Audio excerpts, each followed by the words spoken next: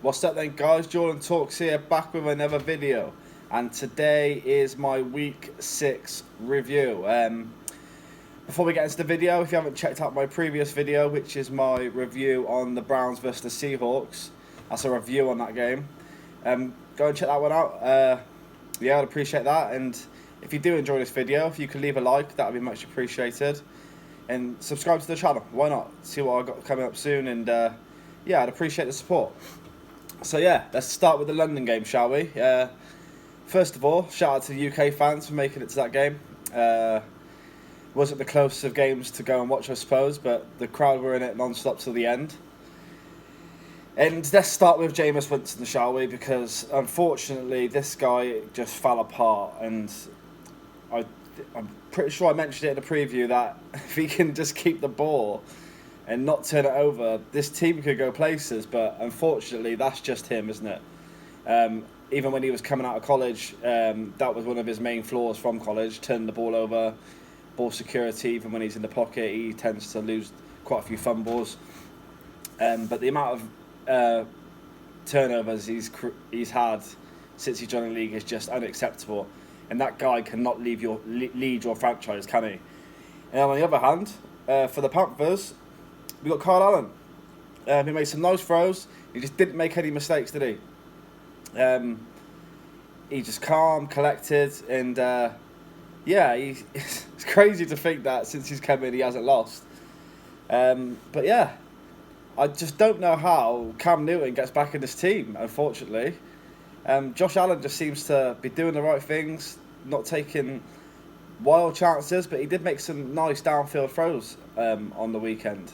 So that was good to see from him. And in this preview for this game, I did mention that you cannot stop Christian McCaffrey. You can only hope to contain him. And to contain him, they did. But unfortunately, he's that type of player where he just make a few plays which are out of this world. And that touchdown off the reception, where he made a man miss, he made him look stupid. But that's what he's been doing to people all season. So, Christian McCaffrey gets another couple touchdowns and continues to make his MVP case. So next up, Texans beat the Chiefs. And I called this one. I thought the Texans would win this game, and they did. Deshaun Watson balled out. 42 attempts for 280 odd yards, was it? Doesn't look the greatest on paper, but he made some very nice throws. He had a few drops downfield. Will Fuller made a couple of drops, which he can do every now and then. He's not the most consistent guy, as great as he is. And he threw a few interceptions as well, Watson. But I don't think he made any terrible throws. And some of the plays he did make were incredible. He rushed for 2 touchdowns. And Deshaun Watson played well, and he took that battle with Mahomes personally, I think. And he outplayed Mahomes. But let's not get it wrong. Mahomes just didn't look himself.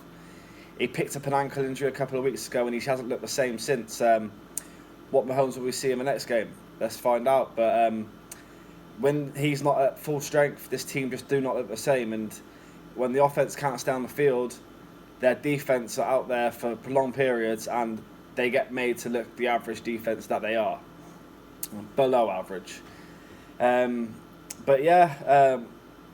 Watson's playing at the top of his game right now. He's got an O-line, and he's showing people what he can do. And like Dabo Sweeney, you're passing this guy in the draft, you're passing on Michael Jordan. It's not got to that point yet, but you never know. Let's see how that goes in the future. But shout out to Deshaun Watson. He's playing very well right now. But one of the main parts in this game, like a few games this weekend, was overshadowed by the refs. So when Mahomes threw the interception, the ref threw a flag, which Mahomes had seen, and he thought, that's a holding, it's a free play. So he just threw the ball downfield, taking a shot. If they score a touchdown, great. If they don't, they're getting a first down, 10-yard penalty.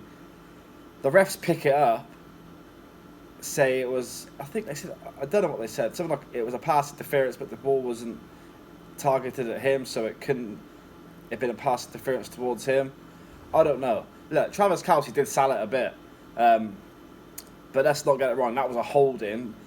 He was doing it whilst the ball was still in Mahomes' hand. That's the penalty. And it's not the best. It wasn't the best week for the refs, was it?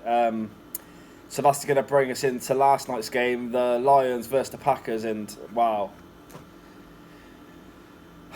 I'm sorry, but shout out to the Packers for winning this one. They go 5-1, and they're looking very strong right now. But the refs in this game, what the hell is going on? I mean, those 2 hands to the face, illegal hands to the face calls, when his hand is on his shoulder. Everyone can see it. Everyone.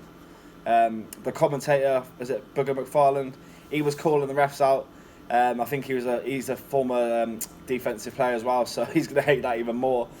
But the defender's using everything he can legally to get an advantage. And the fact that because of that, the last penalty, that meant the Lions couldn't get the ball back because they got an automatic first down, and the Packers kicked the field goal in the last seconds to win that one by a point.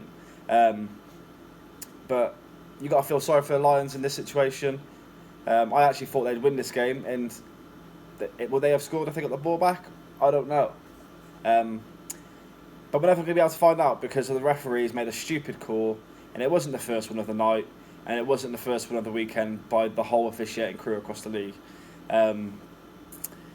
But finally, we're going to get onto the 49ers versus Rams game, and I hate to say I called it, but I called it. This 49ers defense is looking for real right now. They're playing out their skin. They're feisty. They got players all over the place making plays. And did mention a few weeks back, they got some very nice young pieces on that defense. And they're coming to play, aren't they? The Rams are 3-3 now, and they're looking vulnerable, aren't they? I personally thought they'd win at least 11 games this year, 11, 12 games, but getting made to look a bit stupid there. And was Todd Gurley that great for them last season?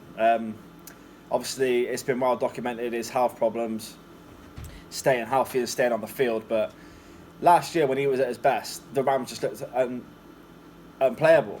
And obviously, he didn't play much in the Super Bowl, and they got shut out pretty much in that. And yeah, is Todd Gurley that great? Maybe so. I mean, when he's healthy, he's doing all sorts out on that field. But maybe he just is that good. But, you know, the 49ers win again, 5-0. One thing I will say about the 49ers, Jimmy G, every game he throws that one pass where you're closing your eyes. You're like, oh, no. And I suppose he hasn't been a starter for that long, has he? He's still getting better. And, yeah, I mean, they're 5-0 and they play Washington next week. And more than likely, it's going to be 6-0, and they keep on marching on. Obviously, the Seahawks are keeping tabs on them. But I think they're 4-1, are they, the Seahawks, or 5-1? But yeah, 49ers still unbeaten, and they keep on rolling. So now we're going to go for the high five, and this is where I give a high five to 5 people involved in football, players, coaches, etc., for their performance on the weekend. And we're going to start off with Stephon Diggs. It was only a few weeks ago he was requesting a trade, wasn't it? And it might have even been 2 weeks ago, was it? 10 days ago? And since then, it seems to have worked the trick a bit, doesn't it? Because he's getting targeted more now. They're taking a lot more shots downfield. They beat this Eagles team up. It never looked like at one point they were ever going to lose this game. And 167 yards on 7 catches for 3 touchdowns. Not a bad day at the office, is it? And he was looking like old Stephon Diggs in that game. Next up, Lamar Jackson. It's only right to mention him today. Breaking all sorts of records, isn't he? I think he holds the top 10 rushing games for quarterbacks for the Ravens all time now, which is incredible to say.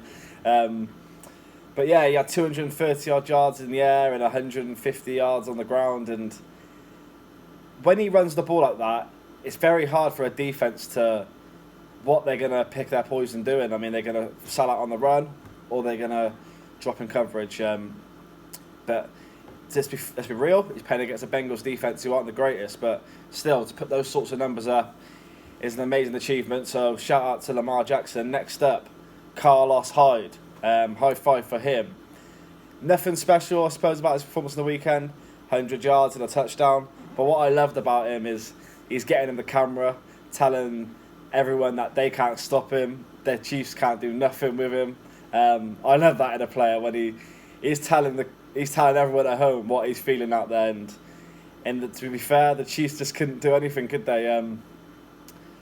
Like this Chiefs defense, this run defense especially, aren't great, and the Texans run all over them. And Carlos Hyde had a big day, so high fives to Carlos Hyde. Next up, fourth on the list, Sam Darnold. He's come back from his illness, mono. It's been well documented, obviously. I haven't had a look into it all, that mono, because it's not anything I've heard ever in the UK. So I had a quick look at it, and it seems quite bad actually, like life-threatening at points. So when it was the press conference the other day, and he said, "I don't want to die out there," that was for real. But yeah, he's come back, and he looked like a stud out there. He's throwing all sorts of dimes all over the place, and now you look at the Jets receiving core, they've got some decent players out there. Robbie Anderson had a few catches, and he hasn't been able to get used over the last few weeks because Luke Falk, who 1 week he's starting, next week he's getting waived, just couldn't get the ball to him. But yeah, Sam Darnold, and this Jets team could get a bit feisty. Their defense, they got studs all over the shop. I mean, Jamal Adams, he's incredible. Watching him fly around from the safety position is a joy to watch. But yeah, high five to Sam Darnold. And finally, this was a bit out of the ordinary, I suppose, but this one is for the 49ers defensive coordinator, Robert Saleh. I hope that's how you pronounce it. But yeah, when I was watching this game, this guy on the sideline, it gets you going. I mean, he's out there on the pitch with him. He's like a 12th man. He is hyped. If I was my defensive coordinator, I'd run for a brick wall for him. He makes me want to run for a brick wall when I'm at home. But yeah, I mean, high five to him, man. He shows some serious energy, and he's got those boys on defense for the 49ers playing at a very high level. So, yeah, final high five from Robert Saleh, so shout out to him. So that's the end of today's video. If you did enjoy this video, if you could leave a like, if you could subscribe to the channel, that would be great. Leave a comment below. How did your team get on the weekend? Who deserves an honourable mention for their performance? Who deserves to be in the high five? Does Carlos Hyde not quite deserve to be in there? Let me know. But yeah, like I said at the start, if you haven't watched yesterday's video, check that one out, my review on the Seahawks versus the Browns. And then I'll be back later on in the week. So hope everyone has a good week. And peace out till then. See ya.